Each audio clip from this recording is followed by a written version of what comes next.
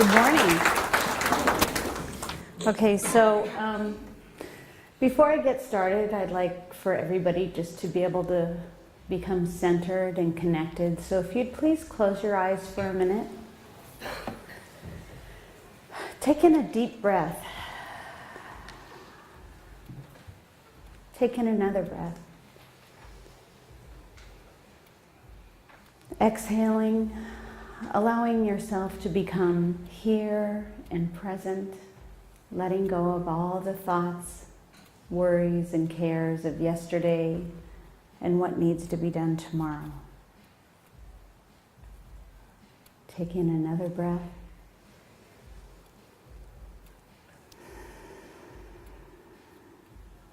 Feel the connection of your feet on the floor. This isn't just a floor.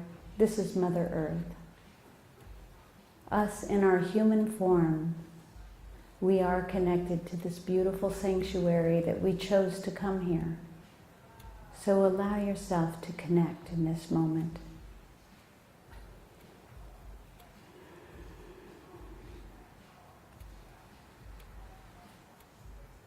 Allow yourself to also recognize that you are connected to the source.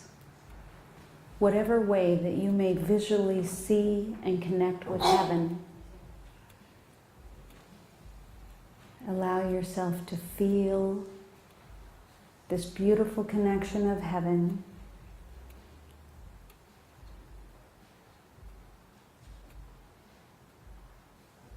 as a beaming white light coming down from the heavens and connecting into the top of your head. And as you breathe in, allow that beam of light to move all the way down through the heavens and the sky and the ceiling and straight into the top of your head.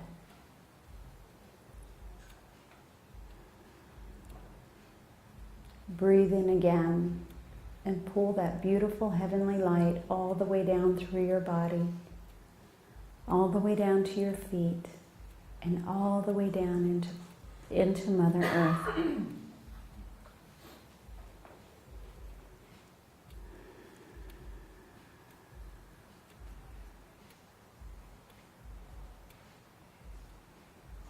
And we ask that our wonderful guides, angels, and healers will come into our vibration to allow us to connect and receive in whatever way that brings us peace, harmony, and information for our highest and best good.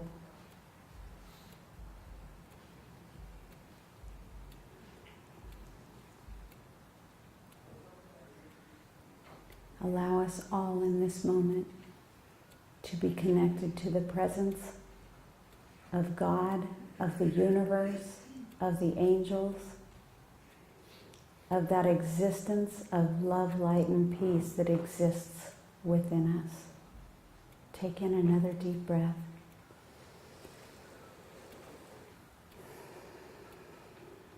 Feel the peace that exists within you. And in this moment, we are centered, we are connected, we are able to receive as well as give. And so it is. And slowly open your eyes and come back. Feeling calm, open. Okay, I'm going to stay on target here. I wrote all this out because I tend to take different paths, and to me, I might need that box of tissue. I'm going to try not to get emotional, but I'm going to do my best to do this. I prayed a lot about this while writing my speech, and I've chose to put it on paper and articulate it because I wanted to stay on key and give a certain purpose to this lecture. My lecture today is called Unconditional Self-Love. In the Bible, it says in 1 John chapter 4, verse 7, Beloved, let us love one another, because love is from God, and everyone who loves is born of God and knows God. Unconditional self-love. We have all heard at some point in our lives that in order to truly know love, we first have to have love for ourselves. Throughout my life and all of my experiences that I've ever had with others and myself, this element of love has seemed to be the most difficult to obtain. I thought deeply about this lecture and its importance. It is so easy to say, you need to love yourself first, or don't wait for others to love you, because if you truly love yourself, then it'll be easy for others to love you. So easy just to let it roll off the tongue. So easy just to dismiss it as a simple saying. So hard to truly achieve and know. Both of these statements are true, and for some it comes easy, but sadly, for most, it isn't. How do you teach someone to love themselves? Sometimes words are not enough. Medication is certainly not enough, even though that is how some psychiatrists try to help steady you into a position of healing. Yes, medication is helpful, but only when given appropriately and combined with the proper channels of reprogramming. Reprogramming, what does that mean? Well, this is what brought me to the meat of my lecture, and I want to talk to you about unconditional self-love. I'm going to share a story with you because we've been taught since childhood how to connect through stories.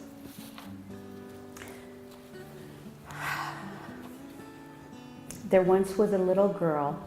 She was born with big green eyes and beautiful blonde hair. She loved to reach out her hand and lovingly hold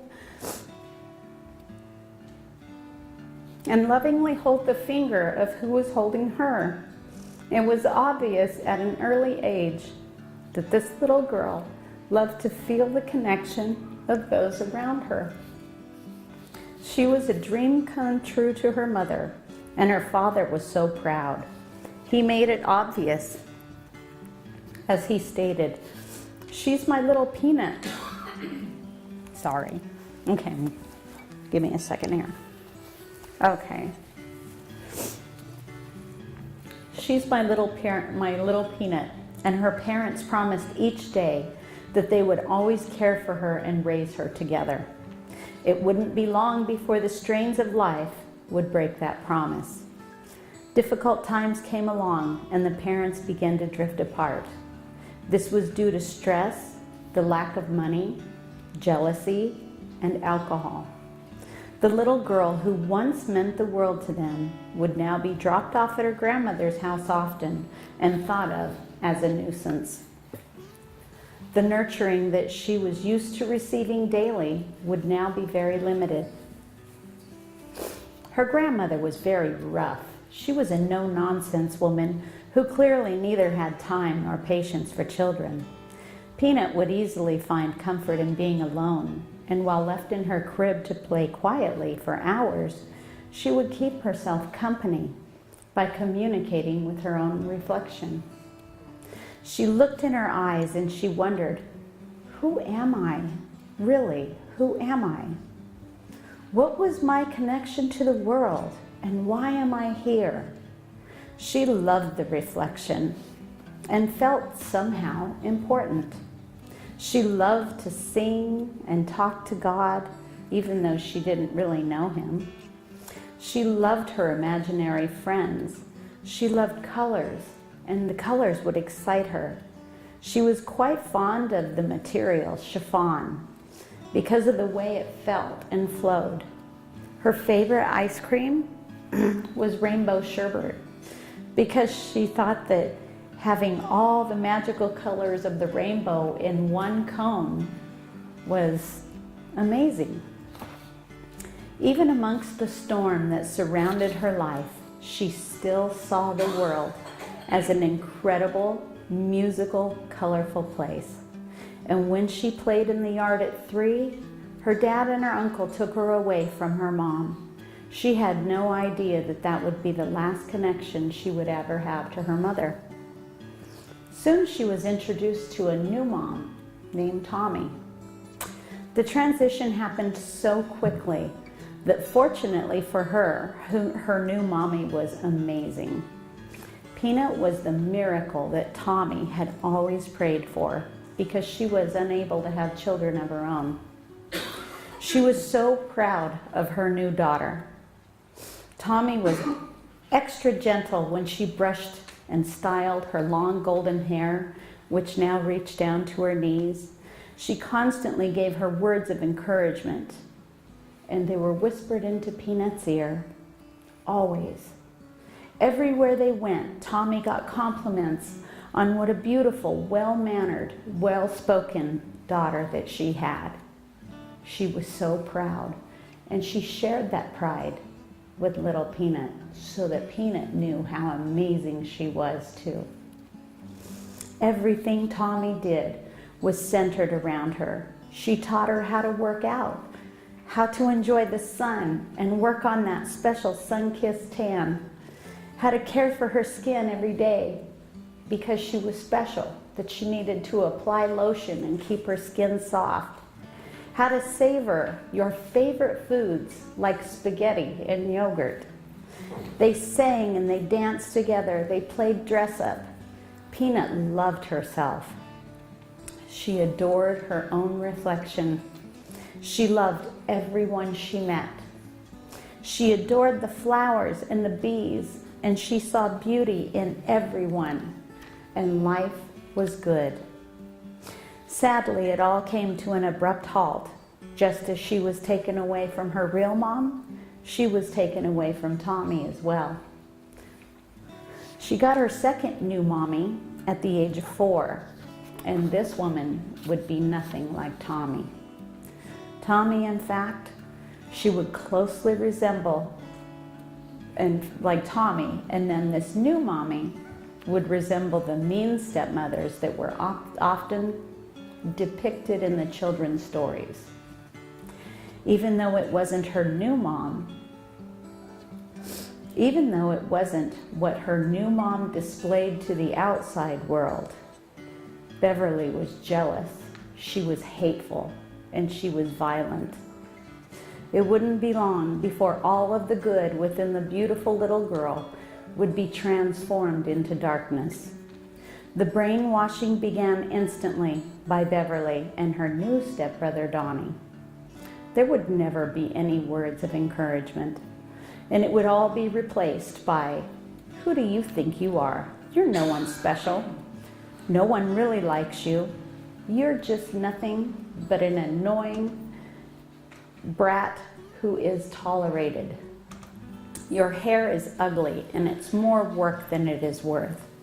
She would scold as she carelessly ripped at it with her rat-tailed comb.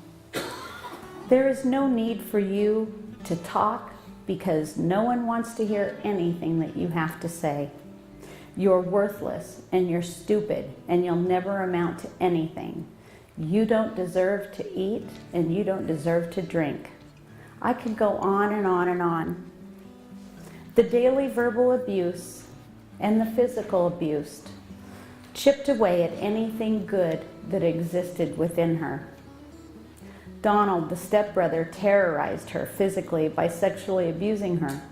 He would use his own brainwashing techniques to disempower her so that she would remain his slave. This would go on for 10 years.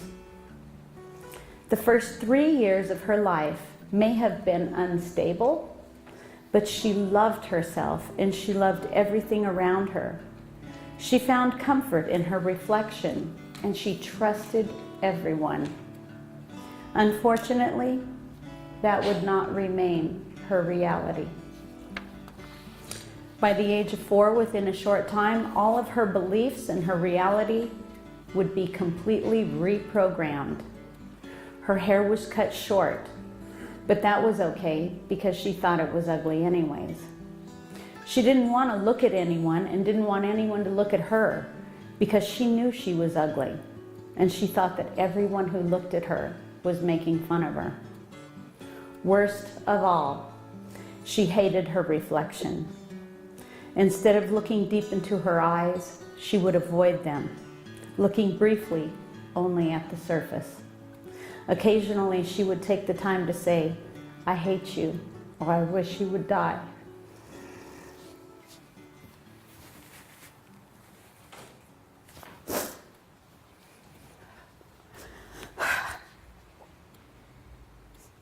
The world was no longer magical. She no longer had self-worth, and everyone was untrustable. Love now was intangible. For the next 40 years, she would struggle through anxieties, self-hate, bipolar disorder, depression, simply put, post-traumatic stress disorder, another label.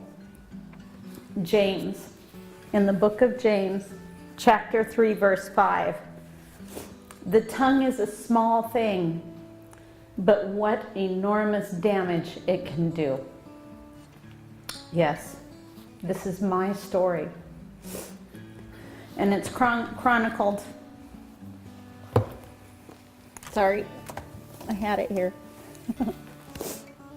It's chronicled in this book. The hardest book I ever had to write. It took 12 years. But if you ever want to know about yourself, how to heal, and how to find out who you are, write your story. And even further, if you want to know who you are and how far you've come, write your own eulogy. And that'll tell you how you want the world to remember you. This is the first book with 2 books to follow. The title is Damaged, a survivor's story of the damage done by sexual and physical abuse. Many have asked me, here's the important part, so what happened to change the darkness, self-programmed perception of who you are? Well, the Reader's Digest version is, one miraculous day, June 2nd, 2006, 7:30 p.m., when I least expected it, I went to a concert by Blue Wolf and a few others at Harmony Grove. I did not expect anything except to listen to a wonderful channeled musical healing service. Well, I was wrong. That night changed my life forever. Reverend Jean Holmes would escort that broken, traumatized girl through transgressional inner child rescue. With the help of my husband and a room full of healers, little did I know that my life would be transformed and changed forever. On the dot. There just isn't enough time right now to share everything that I experienced, but I will share that in book 3, which will be titled Free. But I will share a little bit of some of what happened. Every part of my being changed, not only on the inside, but on the outside as well. I was so energized and happy and full of love. Immediately, whatever she did, she set all those little girls, all that broken spirit, the damage. For some reason, all she had to do is walk me through that, and it just disappeared. It was nothing less than phenomenal. You know, you've heard of NDE, near-death experience. Well, mine was an STE, and that's a spiritually transformative experience. I was able to forgive. I was able to see myself as a separate entity than the one that I was programmed to see myself as. So the next morning, I'm really cutting a lot out. This was the most amazing day ever, and that was the next morning. I went into the bathroom. I looked in the mirror. Remember all the 40 years of hating my reflection and not being able to stand to see what I saw? I wasn't looking at that same girl anymore. I was looking at the healed version.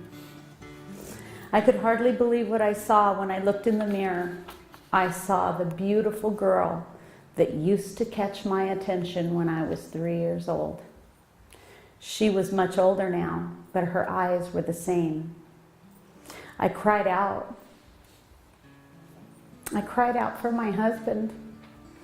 Worried, he came running to see what was wrong with me, and he stepped into the doorway. I was face to face with myself in the mirror. I turned to look at him. The tears were streaming down my face. I said, "Look at me. I'm beautiful. I'm beautiful. I'm beautiful." I was crying tears of joy. And now, my big husband, who looks stronger and brave and a person that wouldn't cry, was now standing right there in front of me with tears rolling down his face. For the first time in 40 years, I loved me. I loved me. The real me. The me that existed before somebody came along and told me I was not worth loving. I had power. And it was a power that meant nothing about ego. That power is that power that exists within each and every one of us when we're born, before the world has the possibility of chipping any of it away. I was crying tears of joy, and as he began to cry,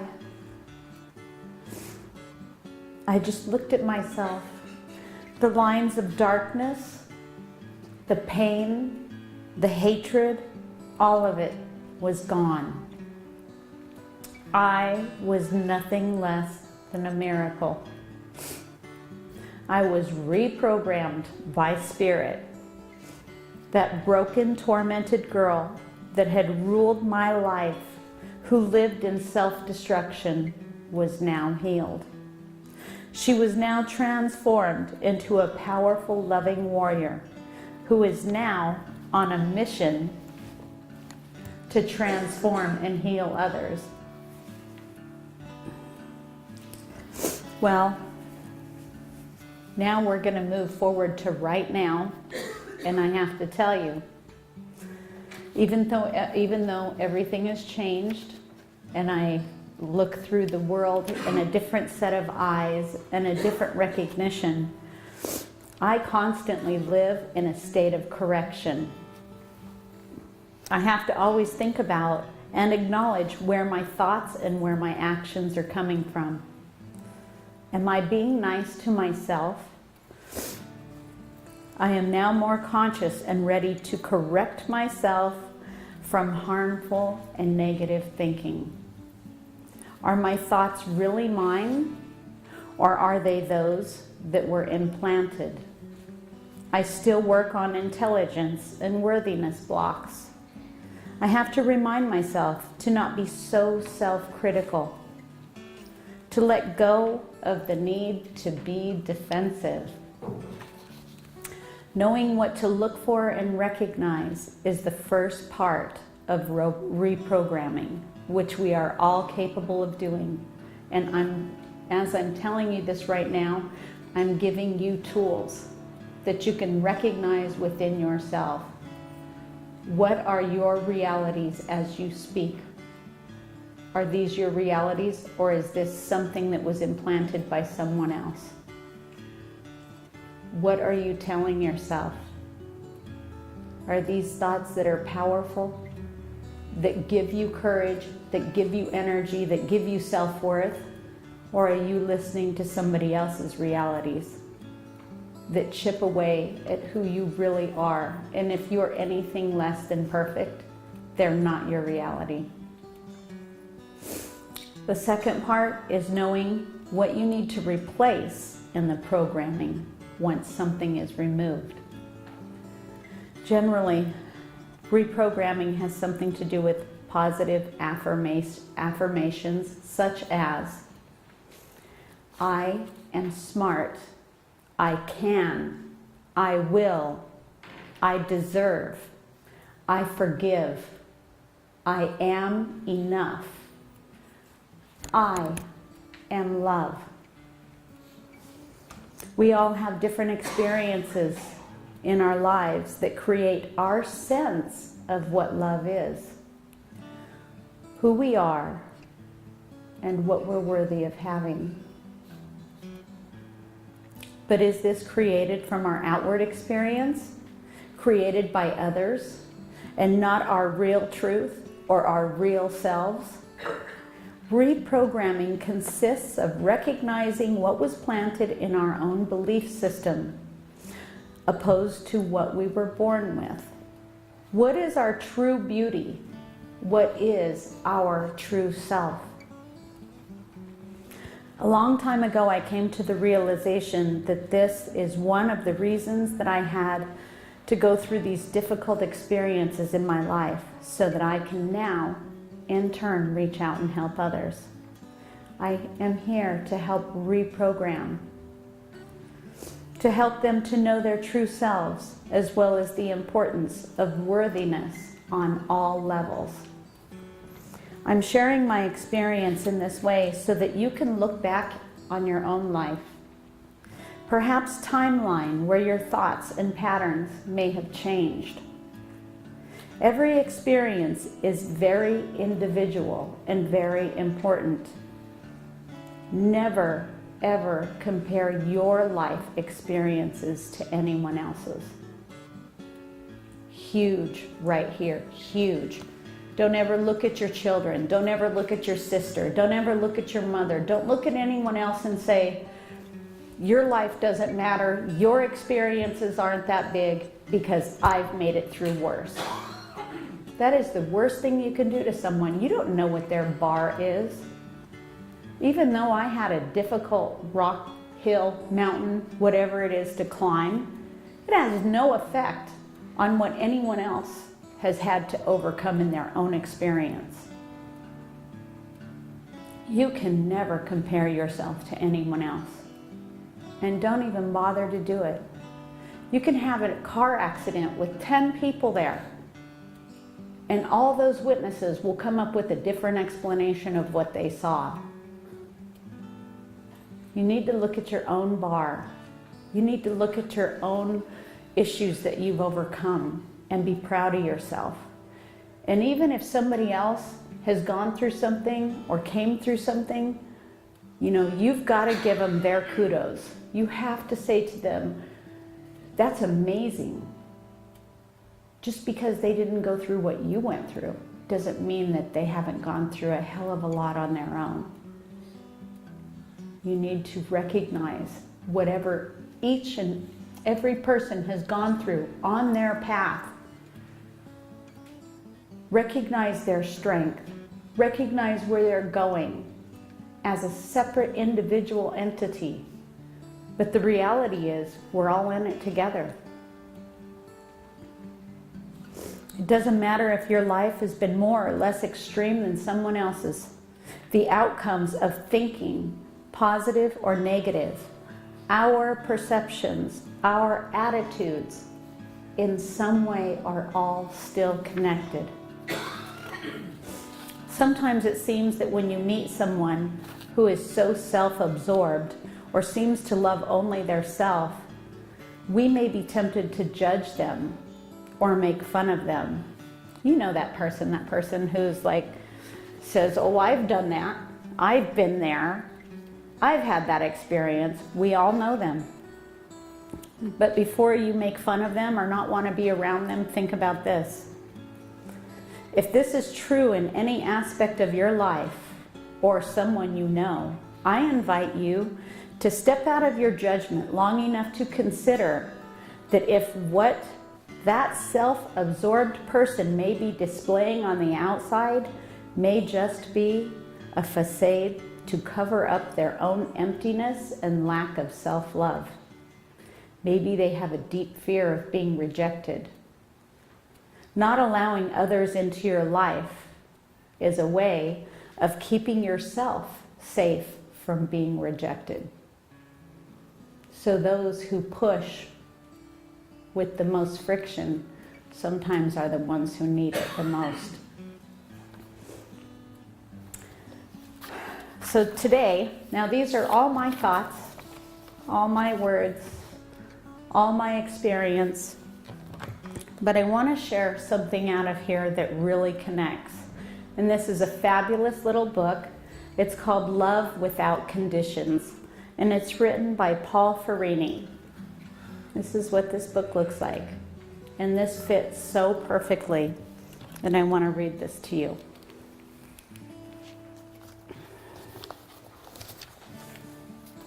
Eliminating scarcity thinking.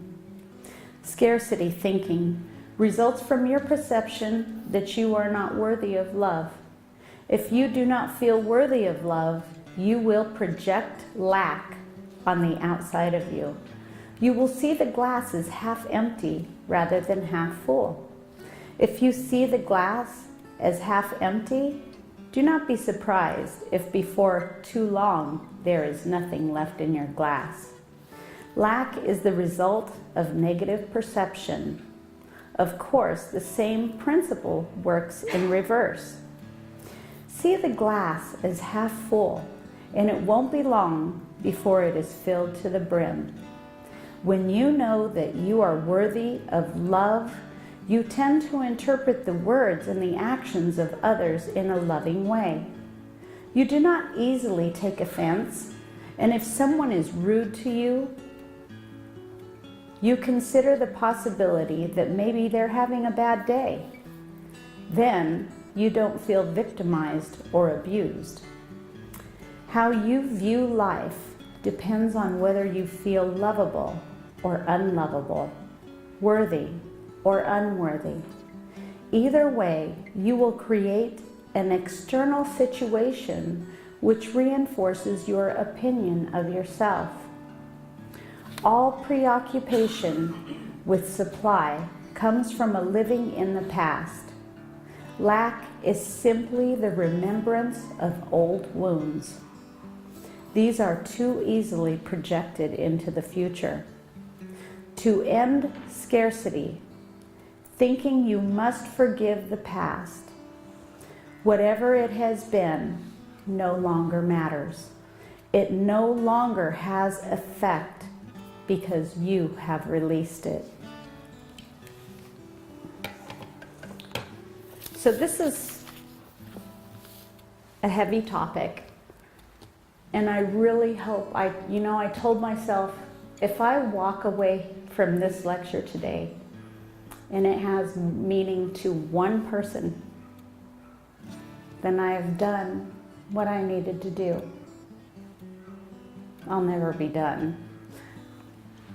But I just want to remind you, if you see yourself as anything less than the phenomenal, amazing, beautiful, worthy, loving, spiritual human being that you are, take a look at yourself and find out who changed that thought.